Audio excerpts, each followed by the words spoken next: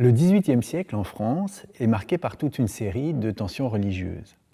Nous avons demandé à Monique Cotret, professeure à l'Université Paris-Nanterre et spécialiste de l'histoire du XVIIIe siècle, de nous aider à faire le point sur cet aspect du siècle des Lumières.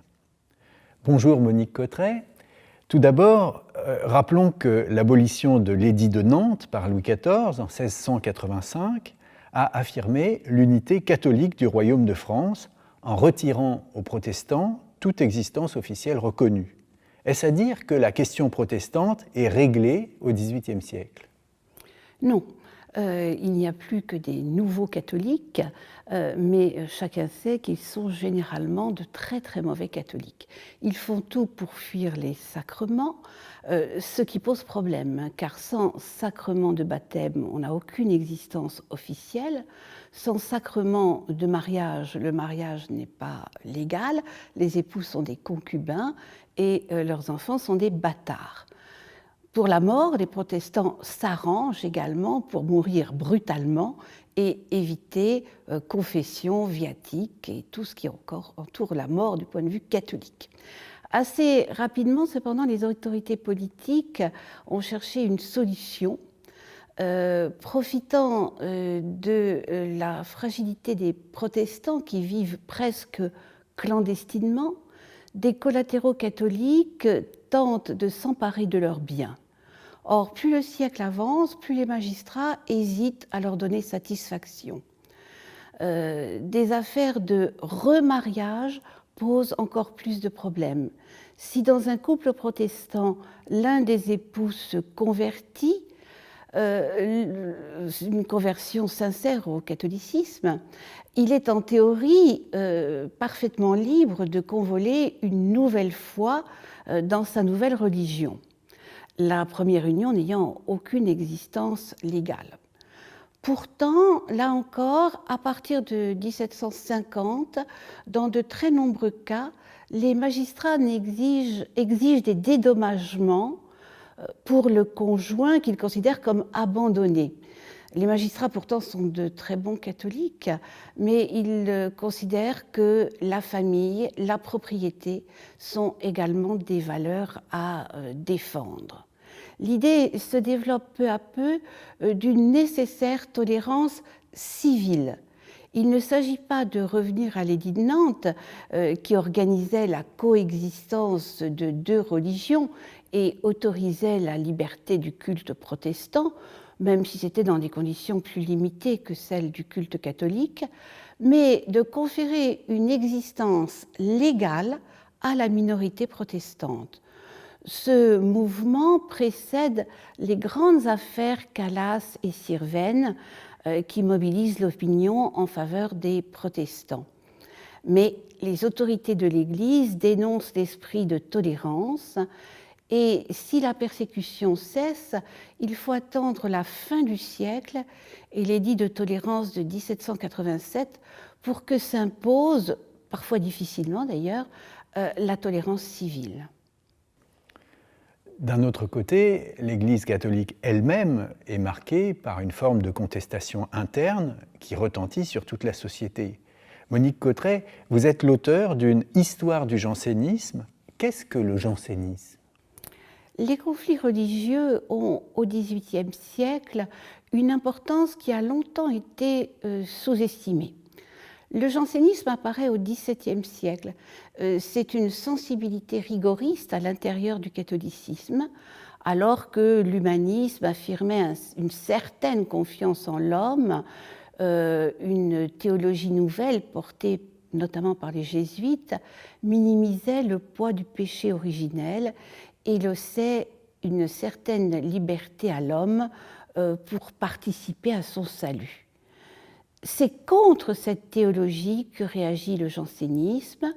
L'homme, pour les jansénistes, est tellement corrompu après le péché originel qu'il est incapable de distinguer le bien du mal. Il ne peut être sauvé que par la grâce divine. Le terme janséniste vient de Jansénus, évêque d'Ypres, qui a écrit une somme, l'Augustinus, qui défend l'enseignement de saint Augustin. Les jansénistes refusent ce nom qui les désigne. Ils se considèrent comme de véritables catholiques, les amis de saint Augustin, les défenseur de la vérité. Au XVIIIe, cette mouvance traverse la société française, rejoint le gallicanisme et se charge de revendications politiques. Vous avez publié il y a quelques années un livre intitulé « Jansénisme et Lumière ». Quel rapport entre les deux termes? En quoi le jansénisme marque-t-il la société française du XVIIIe siècle? Les jansénistes lancent volontiers l'anathème contre ceux qu'ils appellent les nouveaux philosophes, c'est-à-dire les philosophes antichrétiens.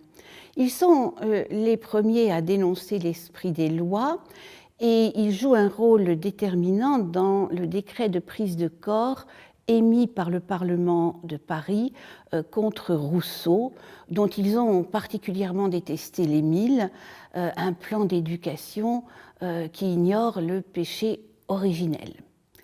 Mais comme ils défendent les droits de la conscience et animent la résistance à une monarchie devenue absolue, ils rencontrent nécessairement les autres courants contestataires du siècle, les rejoignent ou les précèdent selon les circonstances.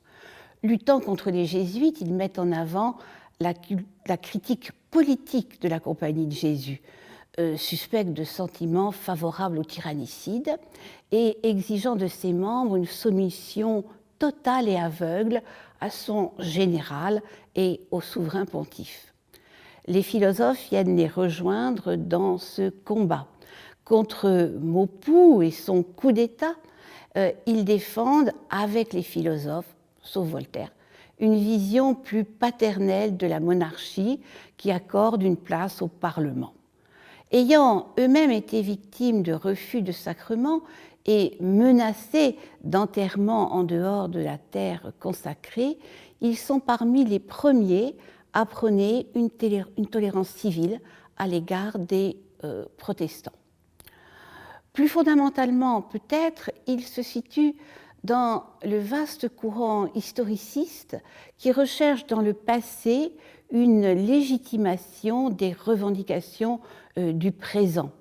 Alors que la noblesse se perd dans les forêts de Franconie, comme le dira Sieyès, pour trouver des ancêtres guerriers qui justifient ses privilèges, les jansénistes construisent un modèle d'église primitive, pauvre, fraternelle, héroïque et démocratique.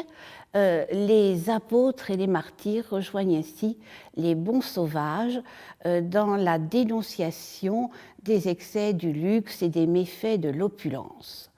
Un bon nombre parmi les jansénistes rejoindra assez vite la Révolution. Les adversaires des Lumières, qu'ils soient jésuites ou jansénistes, ne cessent de mettre en garde le public et les autorités contre le déclin de la foi. Peut-on dire qu'il y a effectivement un mouvement de déchristianisation au cours du XVIIIe siècle?